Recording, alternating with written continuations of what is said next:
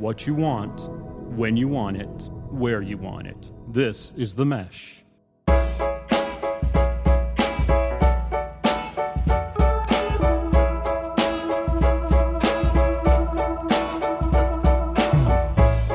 Good afternoon. Welcome back to Street Circle Drive here on The Mesh.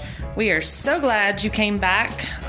Hopefully it was because you went to one of our restaurants that we recommended. We want to see what's next. And that's right. And we do have another one coming up later today. But in the meantime, again, thank you for being here. I'm Mary-Margaret. That's Moose. That's McNally. Hello. Hello, hello. Hello. We have a busy show today, but I do want to do the housekeeping and remind everybody to please go check out all of the other shows on The Mesh. You can find us at themesh.tv. We're also on Facebook, Instagram, Twitter, all those good things. And there we've got lots of good stuff to share. Think you'll like it. But first, listen to our show. So, everybody doing okay? Yeah, doing good. Yeah? Drying out. Yes, recovering now from, we're, 2 days out from the final pass of Florence. Right. The Hurricane Florence that thankfully was not a hurricane when it reached us. So tropical depression at that time.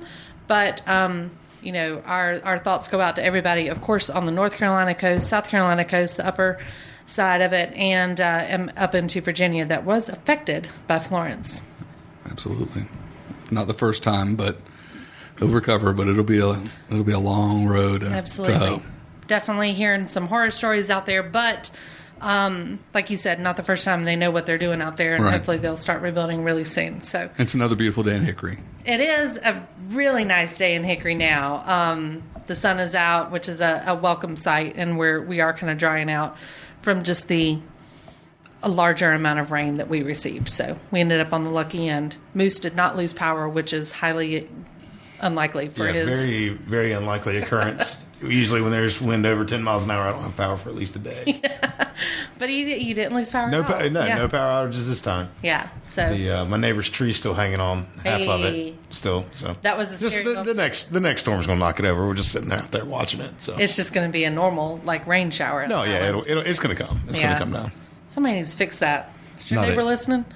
I doubt it. I doubt she knows what the internet is. Oh, sorry about that. That's okay.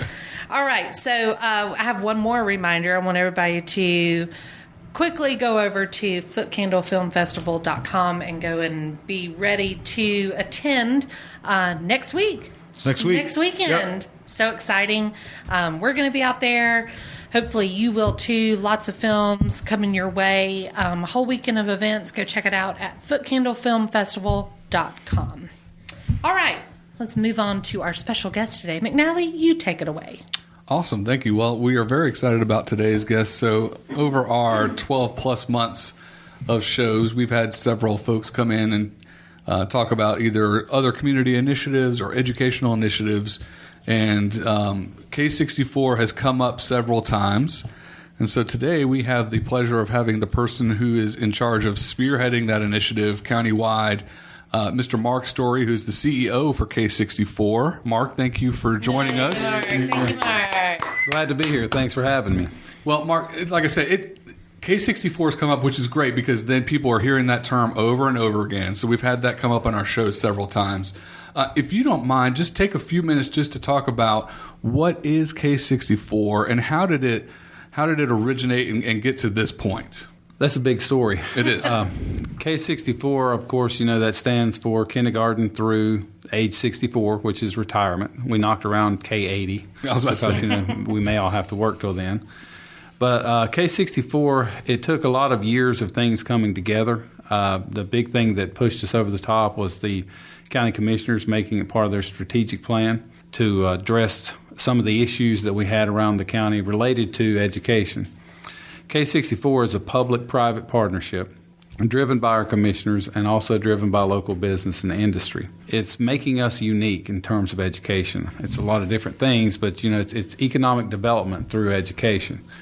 We set out to identify the things that we do great in education, but we do in pockets because of lack of resources or connectivity. We also identify things that we may not be able to do at all because of a lack of resources that we can maybe push through K64 to get done. So it's literally a partnership of 3 school systems, the community college and Laurel Ryan University, our county commissioners and businesses. And that's what kind of makes us unique. There's a lot of folks trying to do similar things around the state and the country, but the secret sauce to what we're doing is the partnerships, the number of people that collaborate with us in all kinds of different areas to get this done. The formation of K64 is based on 6 guiding priorities. And, of course, I'm winging this today, so I'm going to make sure I get them all. But these priorities came from things that we identified to be very important originally, the things that we were trying to address but just didn't have all the resources and power to make happen. The first priority is the one-to-world technology. We felt like it was important to put students in front of devices so that they would be able to learn with technology, be familiar with technology, because that's the future. Of course, just like podcasts or whatever else it may be, it's a digital world. And it's hard to prepare students for a digital world if they've not worked in a digital world. Technology also removes the time and space of the classroom. I did a little local Hickory TED Talk last year, I think, on this very subject.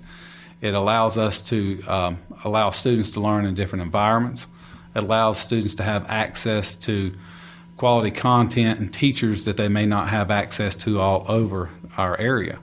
You may have an unbelievable computer science program that only one school could take advantage of. Well, with technology in hand, students can now share those resources and share access.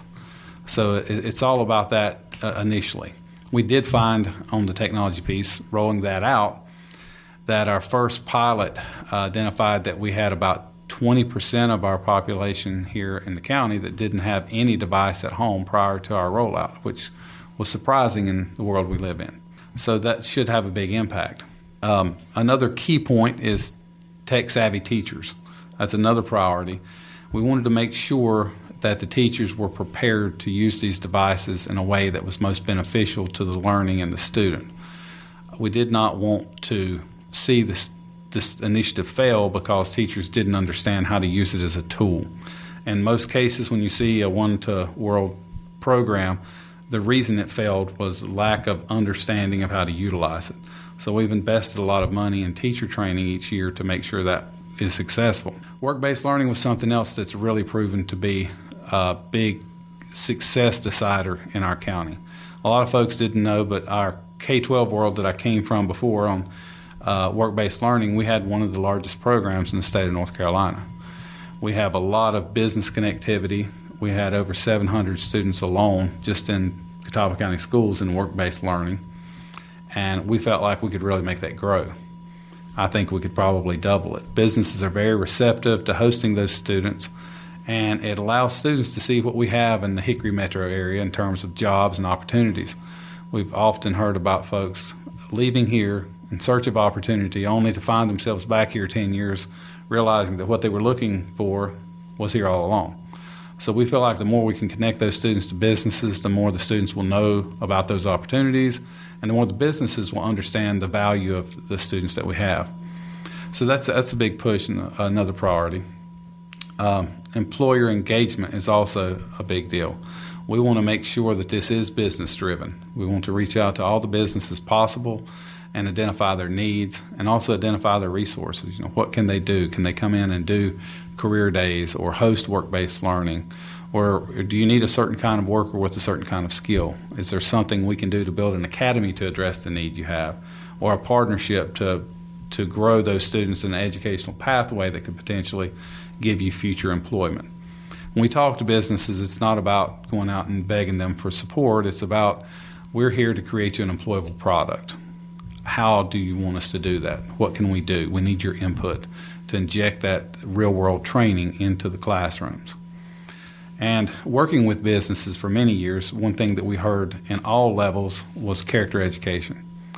As a CTE director in my previous job, I would hear businesses like Duke Energy or the hospital or wherever it may be, they would say, if you can give us someone who's dependable, who's reliable, who can collaborate and work with others, and can just show up and do what they're supposed to do, we'll teach them rocket science. Mm-hmm. So that's a big deal. So we've we've learned that that's going to be an important piece to making sure that we're successful.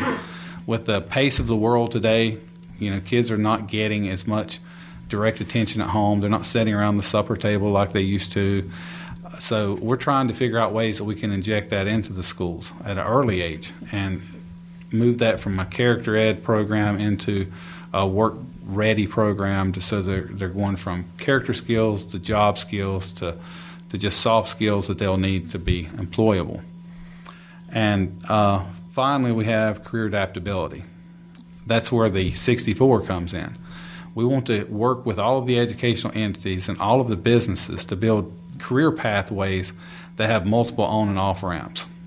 We don't want to no longer say that, this is a vocational track or this is the college track. We want to say, okay, here's a track to be a mechanical engineer. And along the way, you can be a welder or you can be a maintenance tech or you can be a lot of different things. And you can get on and off this educational pathway at your choosing. But it's not a dead-end pathway.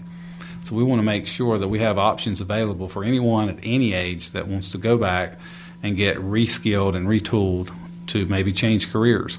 If the economy changes and jobs shift and new needs arise, we want those people of older ages to be able to jump right back on that pathway and go on down to a new opportunity.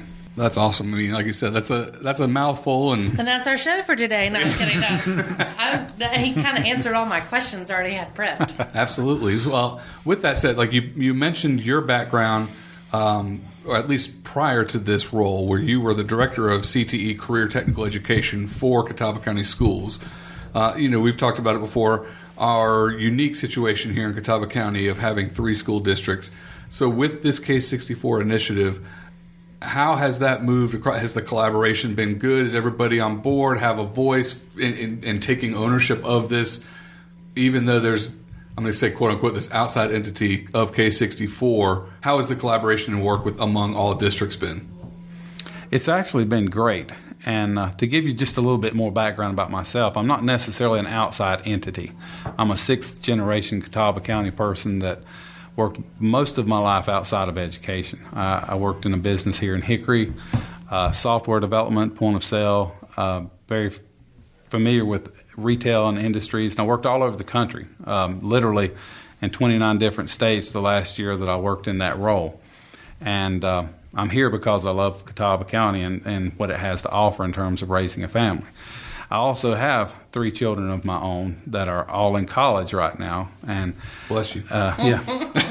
An ulterior motive that I have here is to make sure that I get them off of my payroll someday. So we need to make sure we have those opportunities. So being someone who's always been here, who's a product of the public education system of Catawba County, who's worked inside and outside of education, one thing that helped me do is to be an interpreter, to actually work with business and say, here's what we can do within the context of what we can do, and to let educators know we have great educators, we have great programs. We're not here to fix you. We're here to help you expand those great things that are going on, and getting everyone to understand that we're a team. And it's been really easy. That's something that we've just always done well in Catawba County, is just solve our own problems. And this is a national problem. There's an unemployment crisis with the retirement of the baby boomers, and the fact that some of our educational tracks haven't led students to the careers that are in high demand. This is a problem that's all over the state. I've literally went to other states talking about K64. I've went all over our state. I've had people come here. We felt like we needed to solve the problem ourselves. And I tell folks when I go around the country talking about this, K64 is a framework, but those components and solutions and partnerships are unique to communities. And you can't take an exact replica of what we're doing and just set it somewhere and think it's going to work. You have to have commitment from everyone, in the school systems and the colleges and the businesses and government and everything that's going on, a commitment from everyone to make this work and make it work for you. You know, we have a lot of different kinds of manufacturing industry going on here. We have a lot of health care. We have more technology than most people would think. But we can't take a model that may work in Research Triangle Park and set it on top of Catawba County and say this is how you do it, because it's not. We're unique, and so is every other place around the country. So it's a framework of collaboration, and it's been really easy, really, to get people to understand that we're all in this together, and that's the main thing. We're not out to dictate how anything's done or to take over anything. We're here to say, gosh, this is great. Wouldn't it be good if we could do it everywhere? And that's kind of what we're doing with K64. Great. How is the business response? I know in working with different businesses, especially when it comes to educational initiatives, there's the two-prong of time and resources, both of which are fleeting in many cases. But we've talked about getting businesses in the schools, and vice versa, students into the businesses so they have an idea of what's going on, and not only students but parents. Time is something that very precious for most businesses, and there's just not enough of it and enough resources to send people out there. How have they responded, especially considering, this isn't that quick fix of this employment crisis where investing in education gets them that employee next week to fill that role. It really is having to have that commitment and that vision long term. What's that response been, and how are you reaching out and connecting with our local business and industry? Well, as I said before, I use a lot of the skills I picked up prior to education, which is in sales and explaining things to folks, and getting those employers to understand that we're creating you an employable product for the long haul. We can address some specific needs now with our adult career academies and things like that. So we have a whole inventory of things we can do.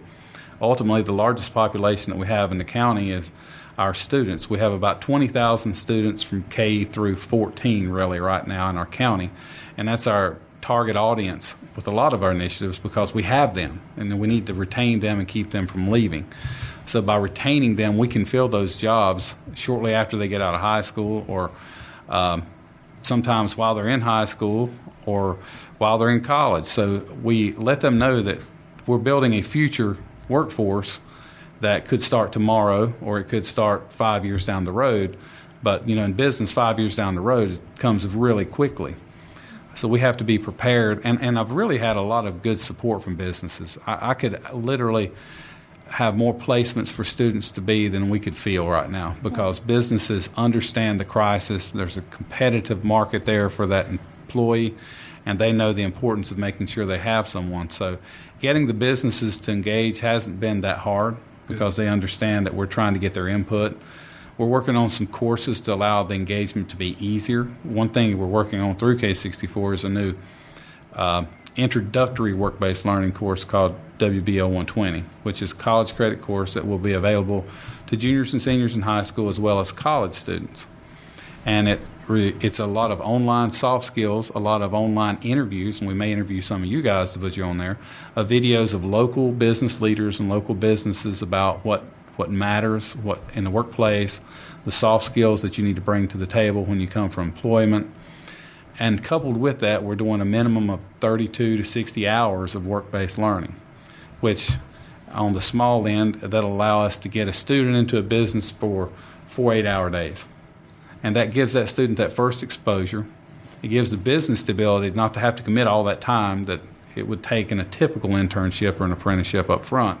And what we found is that once we can get them exposed to that student, then they're like, wow, these students are better than we thought, and we really do want to commit more to them. So it's really our intro, foot in the door kind of course. And we use that some in my old job in a local option where we could give a quarter credit for something like that, but that's not the optimal way to do it. So on behalf of K64, I went and made a pitch to the state system to let us pilot that. So we'll be piloting that in the spring here on the college level, giving those students that opportunity. So that's really going to, I think, open the door for more businesses to at least give out our students a try.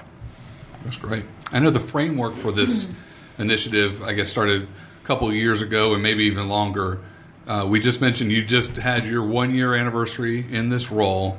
What are some of the successes over the last year that people might not be aware of or that you're most proud of through any of those initiatives that you mentioned earlier?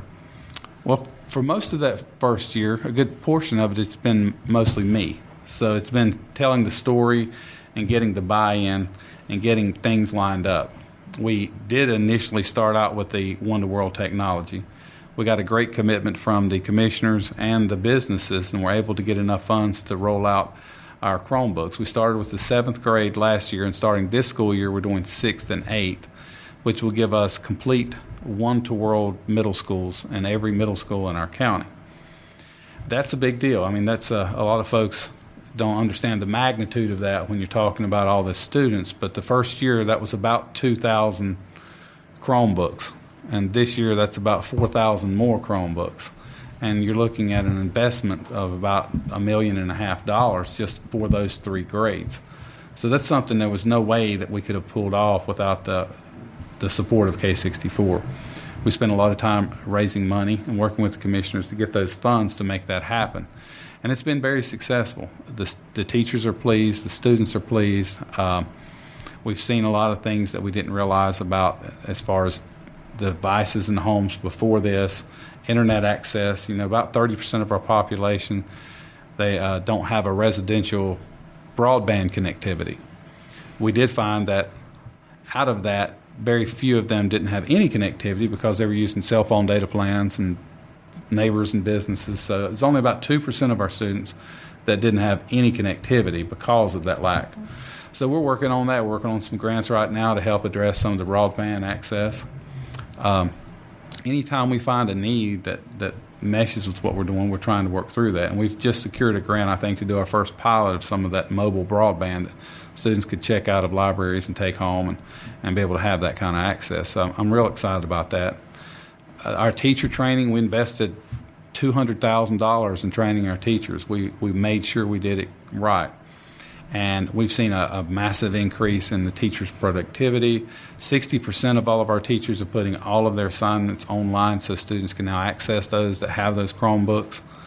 The teachers have been surveyed and said they feel much more comfortable with technology because of the training that we did.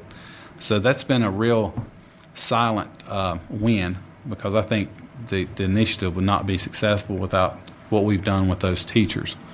We're working with all the 3 school systems, and that's been great.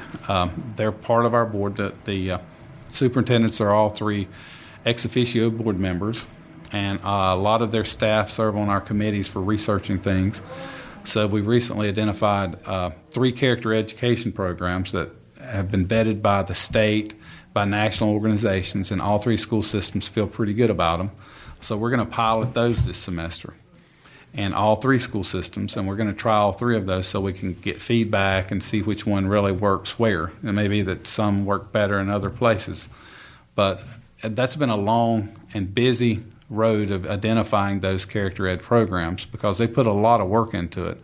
And we have teachers, we have counselors, we have assistant superintendents, we have Guy Garino's heading up our committee. He's the fundraising guy from the hospital. I don't know his role, so sorry for that on his official title. I mean, he's fundraising just guy guy to is me. pretty much Yeah. correct. Yeah, you're right. So they've put a lot of time into that. Going through the priorities, we've got a business investment enough that year 1 the commissioners guaranteed to match 2-to-1 on the dollars, up to $1.3 million. So they're not just giving us money. We have to go out and get businesses support. So last year we've got almost all of their $1.3 million based on the donations from the businesses. So I felt real good about that. This year it's a 1-to-1 match, so it'll be a little bit more of a challenge, but we're working on that now. So they're committed to investing in education, but they're wanting the outside businesses to also invest in education. So it's truly collaborative. It's not like they're just throwing money at another problem. It's business-driven, it's government-driven, and we're using the education folks to invest those dollars wisely. So that's been a big success. Something else we're working with is the Career Academy model at the college. We've worked through trying to come up with some new ways to support them and market what they're doing. We already have the Furniture Academy and the Manufacturing Academy. We're working with Key SIPE at the college now to try to develop the Construction Academy, and that's based on the demands and needs of business and industry within our area, asking for that. So that's something I'm kind of excited about getting off the ground soon. And of course, I know you guys probably heard about the big announcement from Lenoir University. Dr. Fred Witt, he's part of K64 and on our board, and I have been working with him and really honestly hounding him for the last several months to let's come up with something really big that has an impact. So, them coming up with a plan to offer us the opportunity for our students in Catawba County to have a minimum of 50% discount on tuition at LR, that's huge. I mean, that's going to really help us retain our students. It's going to help us in the ways of aligning programs that we currently have into Lenore-Ryan programs and giving students the opportunity to start with Career and College Promise at the high school level, take those college courses before they graduate through the community college, transition into programs at the local university here in Hickory, and potentially graduate, stay here, and have a career right in Catawba County. So I've been real excited about all those things. It's very cool. I can speak personally to it. First of all, I'm a Catawba County school system graduate, so I'm excited to see that, obviously and they're LR, so go ahead and say LR too, but we'll find out more about that later. I mean, because we always talk about it. But, it's a big deal to me. I mean, from someone coming from, I felt like I got a great education there, but times have changed. And, to be able to have to keep up with all that and staying on top of it, I'm glad there's an initiative that's really working towards that. But currently I have 2 children, and both of them are in the Hickory public school system. And one of them just started middle school and last week received her Chromebook with much anticipation. She has been waiting for that. And since they told them first day, she was so excited. So went to the orientation, filled out my paperwork, learned a little bit more about it there. And it's been great. She comes home and she gets on this Chromebook and checks her grades, which I think is pretty cool. I know that's not K64 necessarily doing that, but the fact that she gets on there, it's ownership of her education, and she's seeing everything. She's able to use technology to keep up with what her teachers are saying, what they're doing. I can see it, she can see it, and it's her access. She loves it. She has her own login and stuff, and it's just these, again, like you were saying, keeping up with this digital world. You got to do it, and you're doing it properly. One thing I didn't mention that is a big part of that is personalized learning. Absolutely. That's a big deal. And being able to allow those students that may be a little behind to have some customized learning through those Chromebooks to catch up. And also being able to allow those students that are way ahead to move on, to not have to wait for whole group instruction to be the same thing. It's made a huge difference already with our discipline. And we've had teachers tell us that they've got students turning in homework that never turned in homework before, and they thought the student was just lazy or not doing it, but they found out they just didn't have a way to do it. We've had some folks tell us that some of the elementary students are taking their Chromebooks home in the 6th grade and teaching their, and I say elementary because some schools 6th grade is in elementary, but they're teaching their parents English on these devices. So there's a lot of different things that are coming up that are positives that we didn't really think about when we first started. Or even the overlap, like you talked about character development. Well, keeping up with this device, it's easy as an outsider, to sit there and say, oh, it's just a toy for the kids. They're not, and I saw that study where you talked about, the surveys and the increase in homework being completed, the ability for the teachers to assign, the use of that. And, it's not like you went through the end of the year and 40% of the computers were lost, broken, or missing. No. They were basically almost to a T, all turned in, all fine, and being used this year. So it's that it also blends into that character development, that ownership, and ownership of their education.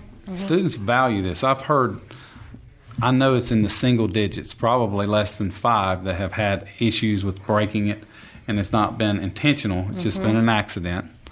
So that tells me that they're really proud of these devices and they're taking care of them. We also have cases that we got for those. In the first round of those cases, to show the kind of collaboration and support we have, all the municipalities in Catawba County chipped in and bought those cases for the schools around their area. So, you had Hickory and Claremont and Maiden and Newton. Everyone was at the table buying the cases and chipping in. So it's truly a collaborative partnership. That's very cool. So what can we do, and what can people do to help out? Maybe if we're not involved in the school system, Moose doesn't have children, but what can Moose do to support K64 and anybody out there listening? You can all give me some money before I leave today. Well, again, next in got a line, PayPal account? what can we do there? Just basically, as I said before, this is an economic development initiative, and we need you to talk about it. We need people to want to come to Catawba County for the educational opportunities that we have to offer. We actually had one business that we've worked with that came here from California, and we were up against some big cities and big competition.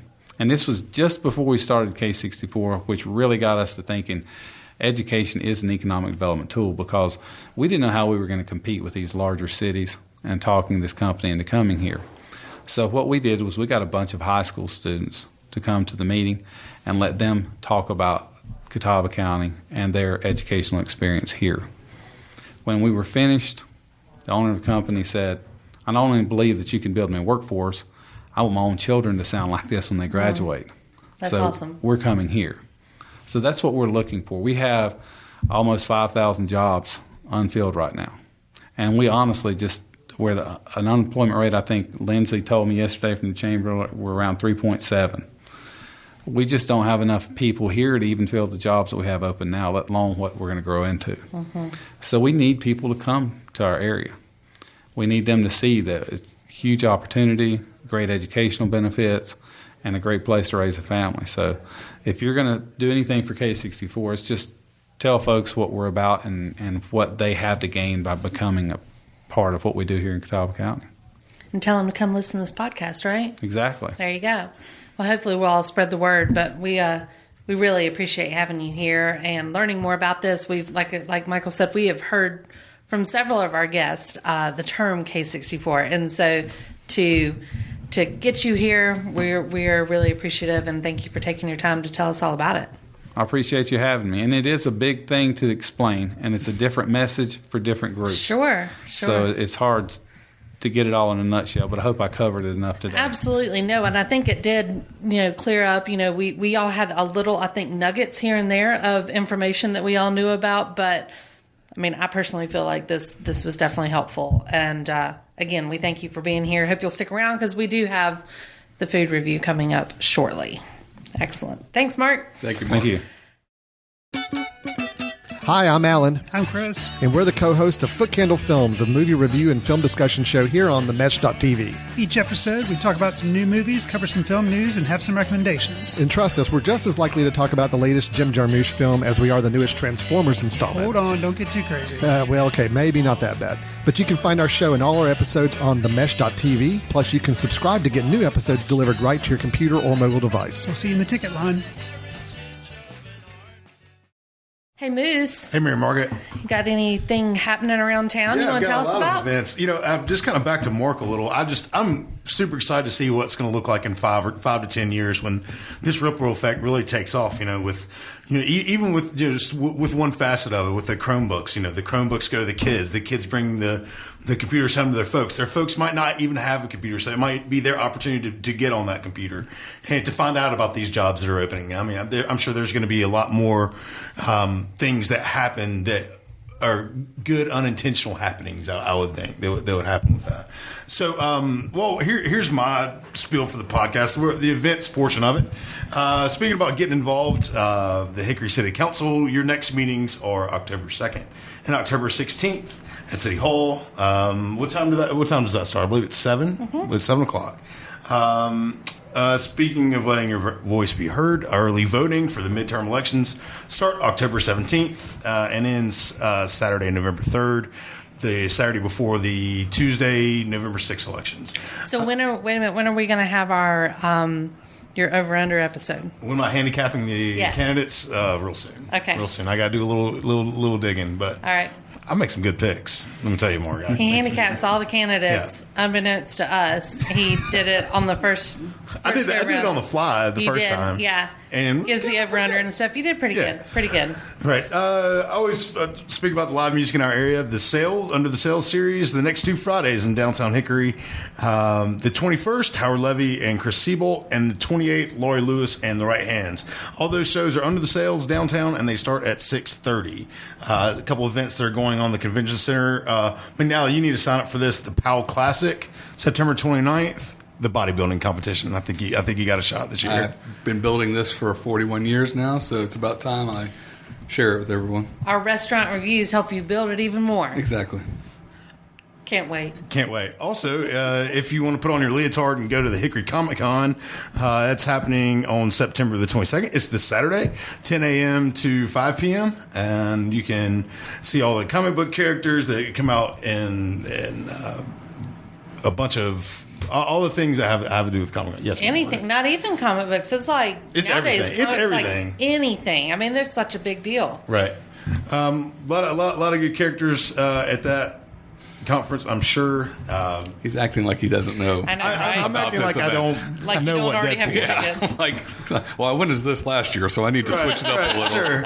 And So of course, I can get a cape and go as the K64 guy. yeah, absolutely. K64, Absolutely. Super we can work with this. 64. I think it's more the Lex Luthor. I think that's what Yeah. you mean. That's right. Well, you find when the Superman sidekick. When I go out to talk to the elementary schools and the young kids, they immediately call me Gru. So that's my. Nice. I mean, has anybody mentioned how much you all look alike in here? Well, I was going to say I'm that gonna have to take a picture. you know, a year in, and this is the best haircut guest that we've had the whole time. I'm definitely taking a picture after this. It's posting. and I'm in with third. it. I'm in third right now. Well, first of all, let's not get carried away with what you're claiming to be holding on to for third. So we just choose to own it, and you haven't yet. I haven't yet. Facial hair doesn't count in this one. I get most Accepted. thanks. LR Fall Sports are in full swing right now. Go Bears! Go Bears! All the schedules are available at lrbears.com. Go check out and support your hometown athletics. Salt block happenings, Catawba Science Center, quote unquote, making sense. It's the art and passion of fragrance. You can go and take your kids and learn how they make fragrances. Like scents, like Sense, like making sense. SCENTS, sense. Get it? Yeah, got it. Okay. And that's happening at the Catawba Science Center, September 28th through January of next year, so you got some time. Also going on at the Catawba Science Center, aquaponic greenhouses and the raised bed garden exhibits. It's at the salt block between the West Wing building, or the West building, and the planetarium, and it's this exhibit is teaching the community and introducing the community to sustaining farming opportunities, such as how to make use of small areas to build gardens, aquaponics, things like that. Also at the Salt Block, the Hickory Museum of Art, going on right now is the Blow Up exhibits. Huge inflatable contemporary art exhibit. Cool. Yeah, you can go check I checked it out too. It was pretty cool. It is on. awesome. They got the bandit there. They got the they did. car. Really? Yeah. Mhm. Awesome. It's so amazing. Mary-Margaret mentioned it at the top of our podcast, but I'd be remiss without mentioning it in the events section. The Foot Candle Film Festival is September 28th through the 30th at Drendel Auditorium at the Salt Block. Get your tickets now at footcandlefilmfestival.com. And we always talk about this on the podcast. Wrestling. Excuse me? Wrestling. Not wrestling. Oh. How to Scare Moose. Yes. Lake Hickory Haunts starts Tis the back this season. Saturday. This Saturday This already? Saturday. Already. For those wanting to get an early scare, it's this Saturday. They have they're open just about every weekend now through the first weekend in November. You can find their operating schedule and buy tickets at lakehickoryhaunts.com. Coming up the first weekend in October, the Foothills The Foothills Folk Art Festival in Newton. Local regional folk artists that includes potters, woodworking folks, metalworking folks, painters, quilters. There's something for everyone. Live music, food, beers, all the deal. 10 a.m. to 4 p.m. downtown Newton. Go check it out. So what you're saying is there's a few things to do around here. I mean, there's things to do in Hickory. I don't want to hear and people surrounding saying they're areas. bored. Never. Not once. Absolutely. Well, boys, we had lunch today. Again. Every day. Well, yeah. Not always together, though. Well, that's true. Super special when we get to eat together. So now it's time for our restaurant review. We visited one of my personal favorites, regulars, but I will be honest in my review. We did visit Hong Kong Cafe. Hong Kong Cafe, located in downtown Hickory, right there on the corner of that street and that street. You know? Of downtown Hickory. You know, right there in downtown. Street Circle and Drive, right? Right. All right. So if you're not familiar with downtown Hickory, it Hong Kong Cafe has been there for a very long time. It's been serving up some very nice Asian cuisine. And I mean, it actually says fast food Chinese on the door, Right. like to go. Yeah. You can go in there and it's they no shame in their game. So, like I said, I've been going there for a very long time. They've been open 29 years, is what they told us today. 29 years.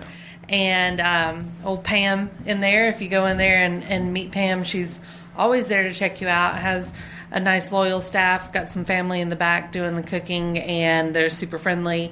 When you go to the counter, place your order, and then you can go find a seat and someone will bring it out to you, or you can get it to go at the counter, sit down at one of their shorter tables in the very front, and they will call you up whenever it's ready. So I find it very affordable and very quick. They're very fast turnaround, but it's also very dependable. I know what I'm going to get. When I get it, it tastes the same. It's a standard. It's good and standard. Gotcha. Yeah. So I've been there a lot. Moose has been there a lot. Quite a few times, yeah. Yep. Vegetarian egg rolls are my favorite. You save your review for when it's time. How dare you? You wait your turn. Hey, Mark, have you ever been to Hong Kong Cafe? I have not. You have not. And I've only McNally been there one more time than you. has now been there one time as of today. First timer, rookie status, following our lead today. So that means we're going to start with you, McNally. What did you think of your experience and your food?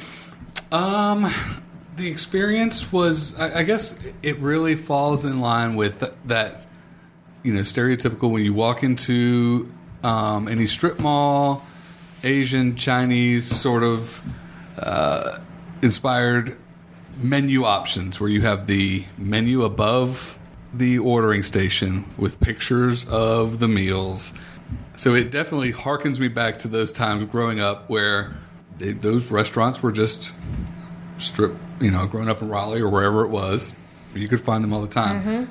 Mm-hmm. It was very quick. It was very well priced. Mm-hmm. I got the sesame chicken because, if I'm going somewhere for the first time, I'm going to go with an old standby so I can have my little safer. I can have my judgment and kind of put it on the scale. Yeah. It was good. It was very sweet, or sweeter than I was used to. Small chicken bites, a good enough sized portion. I got the egg roll and it came with rice. Like I said, they were quick, so you could definitely get in and out with, whether it's a business, with family, even some crazy kids that might not want to sit long, so I can definitely see how that would be a bonus. I did get jealous of seeing some of the other orders. They looked very good as well. Mm-hmm. If I'm judging this, I would give it probably... Overall experience. I'd probably give it a 6.8 out of 10. Okay. 6.8. That's kind of an odd number. Well, it is a very odd number. I'm just trying to be a strange like Moose, but still keep it on a 10-point scale like a normal human being. Yeah, okay. And it's one of those things. I've driven by it 100 times. Yeah. I never knew there was activity there. I saw Hong Kong Cafe and just said, oh, that sign must be there from 20 years ago. And they just never took it off because nobody else has ever been in that building. So it was definitely, I am glad that I've been in there now. Mm-hmm. I would not be opposed to going back. It's a very nice option, I think, for downtown events. I think you'd be very surprised. You can, if you're down there, most people go and hit up some of the regulars that are on the square downtown. And I believe often forget about Hong Kong Cafe, but you can get in and out of there pretty quick. So the turnover's nice. They do get a good crowd, a steady crowd. They've got a lot of regulars. So obviously, I definitely... As noticed when you walk up there and they said, oh, you want the so-and-so and such and such. And I'm like, so yes. I think you are one of those regulars. Yeah. It's, when you've been going there a long time and seeing the same people every time, you can go months without having gone there. And they kind of go, oh, I seem to remember you having this. And it's nice. But like I said, we have been there a couple of times with my kids and stuff when we've been downtown for functions where it's super crowded downtown. There's a big long wait at other places. And then we were like, oh, wait a minute, Hong Kong Cafe. You go over there, it might be pretty full, but the turnover's nice because they're bringing out food so fast. So it's just a nice option to have down there. Moose, what'd you think today? I had the lunch special today. The offerings were there's a few different offerings for the specials, all $5.95, which I thought was more than reasonable. I had the spicy chicken and shrimp, side of fried rice, side of vegetarian egg roll, and I'll tell you all about it. I think it was great. And that was all included for that $5.95. Yeah, all too, included for $5.95. Right. So super affordable, big portion for lunch. They do have vegetarian options, which I do like. And the shrimp and chicken, well, obviously weren't bountiful, obviously, because it was $5.95, which I was expecting. However, what I wasn't expecting was how hot that mustard was today at lunch, and just lit me up. It had me in tears. It was the quietest he had been. It was. And I'm still quiet. I'm still quiet today because my mouth is on fire still. At least you stopped sweating. It's the horseradish. It was like the horseradish and the mustard that got me. It wasn't like chilies or anything. It was very pungent, to say the least. He was in tears. Yeah. I mean, legit tears. And the issue was I took a huge bite of it to begin with on the first bite of the egg roll. Fine, I didn't think it was that bad. Evidently, it's the back end heat. So I went ahead and ate another one before the back end heat came, and then both of them hit me at the same time, and I was about doubled over. It sent me for a loop. And for those keeping score at home, that's 2 times. That's the second time you've done that in one of our reviews. I also had that experience happen to me with some other spices. The chili paste. Yeah, the chili paste. Mm-hmm. Who'd have thought chili paste would be hot? Right. Yeah. Right. For a big old spoonful. Right, sure. Overall, the restaurant, it's good. It's a Hickory staple. Decor, of course, it's a little lacking. I mean, let's be honest. It looks like, it's dated. It's there needs to be some upgrades, but if you're selling $5.95 lunches, I don't much imagine that upgrades is on their to-do list. So I give it a 5.5 out of 7. That's what I would give it. Nice. 5.5 out of 7. Okay, well, I did have one disappointment today because I had to explain. I went up to order my normal, which is chicken and bean sprouts. Okay, it is a huge amount of bean sprouts, a little bit of chicken, which is what I like best. I love bean sprouts. So Pam orders bean sprouts apparently. As her regular vegetables are delivered and stuff. She inspects all the vegetables whenever they come in, and bean sprouts go bad pretty quickly. And if they are not used and ordered at the proper time, then she dismisses them. So I got there today. It's happened before, but I appreciate her honesty whenever I say, I'll take the chicken and bean sprouts, and she says, bean sprouts are no good. So she throws them out. She sends them back, causes a fuss, which I kind of like. So, I have to change up my order after that. I went with Mongolian beef today. Again, a little bit more of a kind of a standard order, pretty safe, but I always think it's good because every dish that I've ever had at Hong Kong Cafe, as long as I can remember, that has any sort of vegetable in it, throws in a lots of vegetables, which I like. I think that some places you go and you just get the onions and the pepper strips or something. And this always has the broccoli, the water chestnuts, the mushrooms, the carrots, everything, snap peas and stuff. And that's just their vegetable mix that they put with all their meals, and I love it. I never get the rice and I never get the egg roll, so I can't be the judge on that. So I instead usually get the house veggie soup, which is, again, this big old scoop full of those veggies that they use in their dishes. And then they have a house broth that they use, and then I add spice to it, which is a big old ketchup bottle full of spicy goodness that she just squirts in there if you ask her nicely. So that's what I had today. Soup is always fantastic. Mongolian beef was good. McNally took a few bites of mine to try it out. Again, vegetables are my favorite part of it, but the sauce is good, and so it's an easy eat, if you will. I give the overall experience a 8 out of 10. I feel pretty confident that they're not going anywhere right now. They're staple enough that, people can look past maybe decor or... You're not going there for that. You're not going there for that. You're not going there... Not going there for the carpet. Yeah. Not going there, too, for, silver service or anything. I mean, it's literally you order at the counter and go sit down. And, they always have the newest Focus. They always have the newest Hickory Living magazine. You sit there. It's comfortable to go and eat by yourself there. There's a TV on. I enjoy it. It's It's my version of like the Asian. It's a dive restaurant, right? Right, it It's is. this Asian dive restaurant. It definitely is dive. And I dig that. Yeah, so, for sure. Anyway, so we definitely encourage you to go check that out.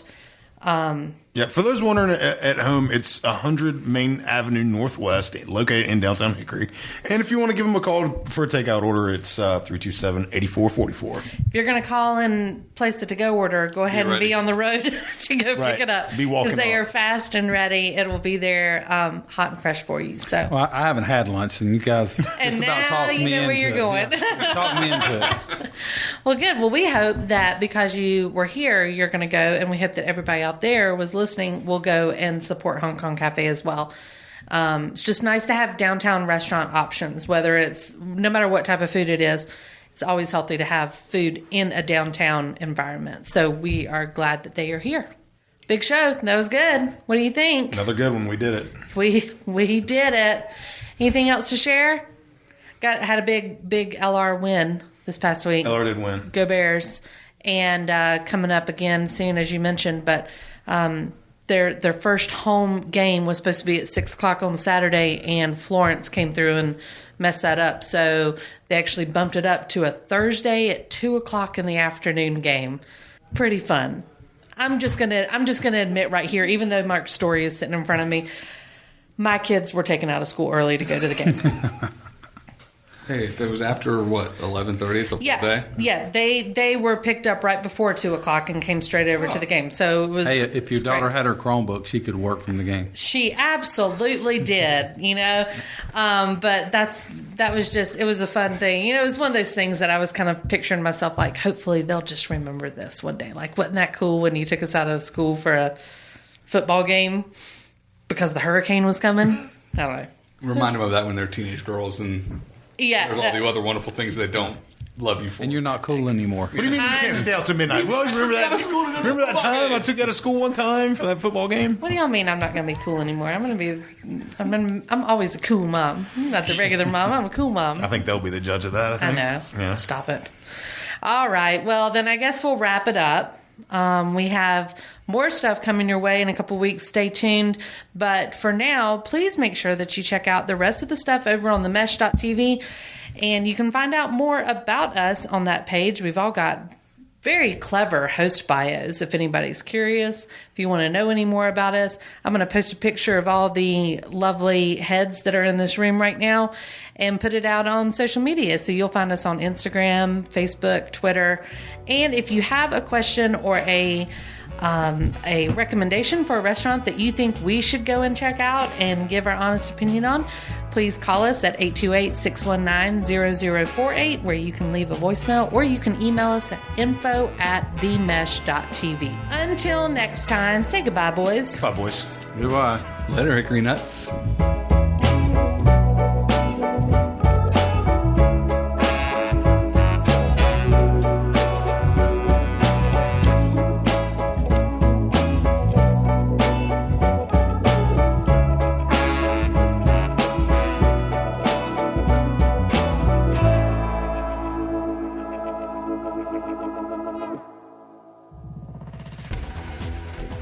You've been listening to The Mesh, an online media network of shows and programs ranging from business to arts, sports to entertainment, music to community.